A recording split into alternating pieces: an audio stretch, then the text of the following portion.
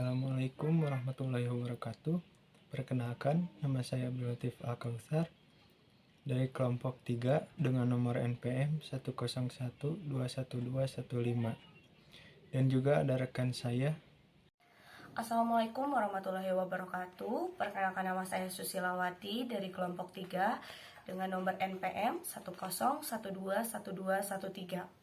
Nama saya Cindy Dwi Utami dengan NPM 101211214. Assalamualaikum warahmatullahi wabarakatuh. Perkenalkan, nama saya Sheila Aulia Nabila dengan nomor NPM 101211216. Kami mahasiswa dari STI STMI Bandung. Di sini saya akan menjelaskan materi tentang pengantar manajemen, yaitu perencanaan. Dengan urutan penyampaian, yang pertama yaitu oleh Susi, yang kedua oleh Cindy, yang ketiga oleh saya sendiri, dan yang keempat oleh Sheila. Video ini dibuat untuk memenuhi tugas evaluasi akhir semester. Mari kita simak penjelasan dari kelompok kami. Yang pertama, di sini saya akan menjelaskan tentang perencanaan. Perencanaan dibagi menjadi 3. Yang pertama, rencana strategi. Mendefinisikan langkah-langkah tindakan yang digunakan organisasi untuk meraih sasaran strategis. Yang kedua, rencana taktis. Dirancang untuk membantu melaksanakan rencana strategis utama dan untuk menyelesaikan bagian spesifik dan strategi perusahaan. Dan yang ketiga, rencana operasional. Dibangun pada level organisasi yang lebih rendah yang mendukung aktivitas-aktivitas perencanaan taktis dan menemukan langkah-langkah yang harus diambil untuk meraih sasaran-sasaran operasional. Yang kedua, di sini saya akan menjelaskan tentang karakteristik tujuan yang dibagi menjadi 5. Yang pertama yaitu spesifik dan mudah diukur. Yang keduanya mencakup bidang-bidang hasil kunci. Yang ketiganya memberikan tantangan namun realistis.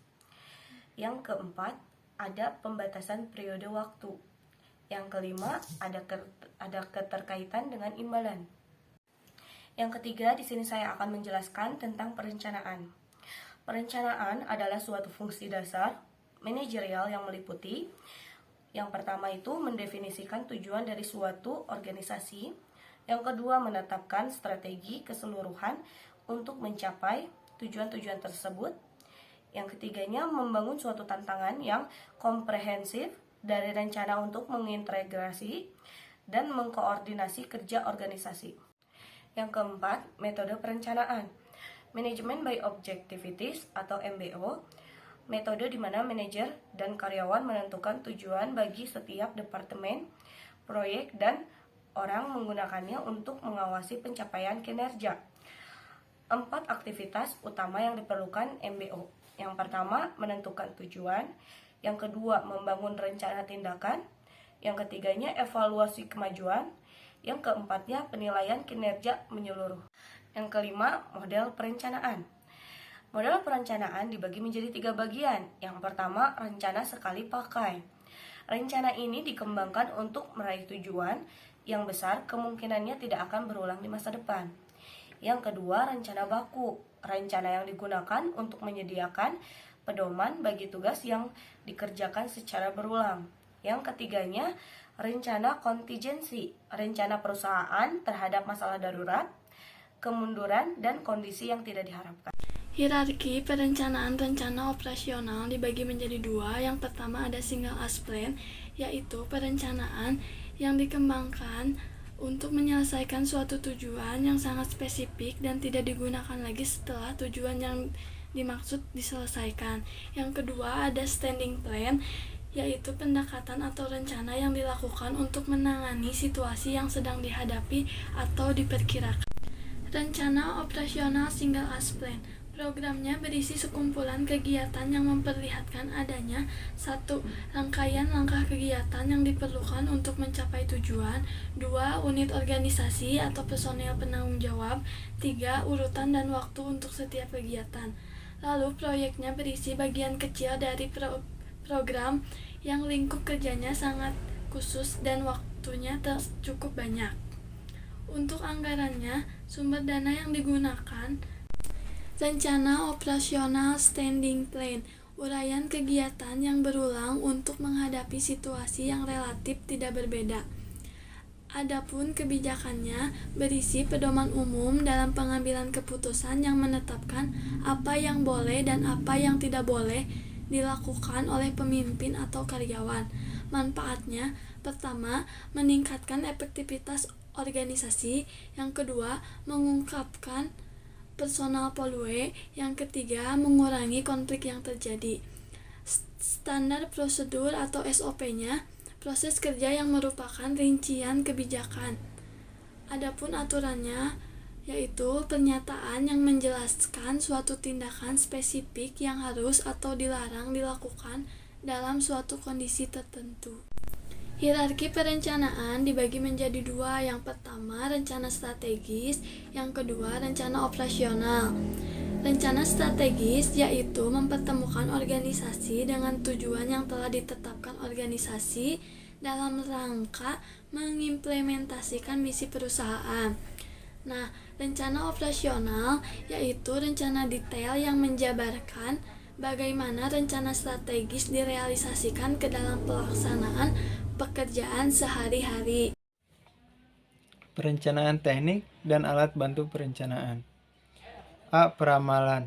Teknik pendukung perencanaan yang sangat dibutuhkan sebelum kegiatan perencanaan dimulai, yaitu perkiraan mengenai apa, berapa, bagaimana dari keadaan di masa mendatang. Ada dua jenis peramalan, yaitu peramalan kualitatif dan peramalan kuantitatif. Yang kedua yaitu metode kuantitatif. Metode kuantitatif juga terbagi menjadi dua, yaitu metode ekstrapolasi dan metode kasual. Metode ekstrapolasi yaitu peramalan mempelajari kecenderungan masa depan dan sekarang. Kelemahan yaitu mempertimbangkan satu variabel kun. Mode kasual yaitu hubungan sebab akibat antara variabel yang berlaku, yaitu variabel independen dan variabel dependen. Dan teknik statistik atau analisis toleransi regresi. Metode kualitatif. Metode kualitatif terbagi menjadi dua, yaitu metode judgement dan metode proyektif. Metode judgement menggunakan opini atau dugaan sebagai data, survei pendapat yang dilakukan dengan cara penjurian, teknik Delphi, dan lain-lain. Kelemahan terjadi pada waktu survei pendapat. Metode proyektif yaitu pencetutan gagasan dan dibentuk sedikit demi sedikit menjadi solusi. Brainstorming yaitu kelompok memusatkan pikiran secara intensif pada masalah yang dihadapi.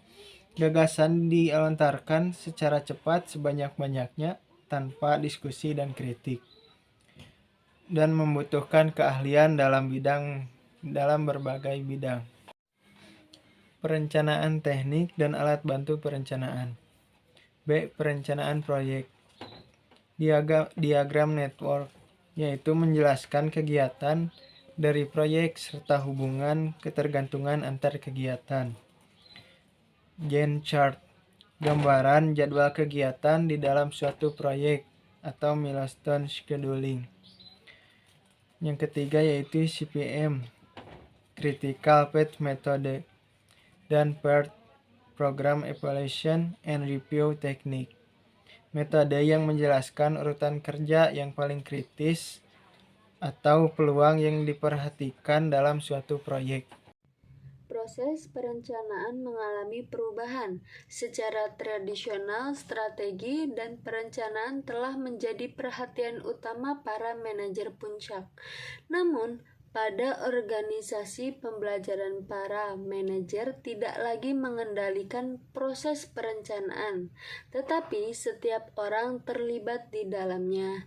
Dalam perkembangan, perencanaan terjadi secara pendekatan tradisional, pendekatan modern, dan paradigma baru. Pendekatan tradisional dalam perencanaan Perencanaan ini telah didominasi sepenuhnya oleh eksekutif puncak, oleh perusahaan-perusahaan konsultan, atau hampir secara umum oleh Departemen Perencanaan Pusat. Namun, pada kondisi lingkungan dewasa ini yang berubah dengan cepat, terdapat beberapa masalah perencanaan tradisional dan formal. Nah, seperti apa masalahnya? Itu yang pertama, perencanaan mungkin jauh dari sentuhan kenyataan sehari-hari. Yang kedua, rencana formal dapat menghalangi fleksibilitas. Yang ketiga, membatasi kreativitas dan pembelajaran. Kedua ini pendekatan modern dalam perencanaan.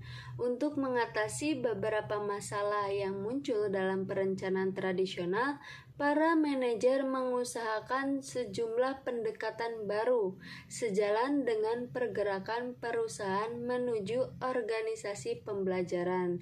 Mereka menghindari departemen perencanaan sentral. Pendekatan terkini dalam perencanaan disebut dengan staf perencanaan terdesentralisasi yang berkembang ketika para ahli perencanaan ditugaskan untuk menangani departemen dan divisi. Divisi itu penting untuk membantu para manajer mengembangkan secara strategis mereka sendiri. Yang ketiga ini, paradigma baru dalam perencanaan. Dalam paradigma baru ini, manajer madya dan staf perencanaan bekerja dengan manajer lini dan pekerja garis depan untuk membangun rencana dinamis yang memenuhi kebutuhan organisasi. Dalam lingkungan bisnis yang begitu kompleks dan kompetitif, perencana tradisional dilakukan dengan menyeleksi sejumlah pekerja tidak terlalu berhasil. Dalam learning organization mengikuti 6 aturan pembelajaran, yaitu yang pertama berawal dengan misi yang kuat, yang kedua menetapkan stretch goals, yang ketiga menciptakan lingkungan yang mendorong pembelajaran, yang keempat merancang peran baru bagi staf perencanaan, menjadikan perbaikan berkelanjutan sebagai pandangan hidup, dan yang terakhir perencanaan masih berawal dan berakhir di puncak. Cukup sekian video dari kami, kurang lebihnya kami minta maaf yang sebesar-besarnya. Wassalamualaikum warahmatullahi wabarakatuh.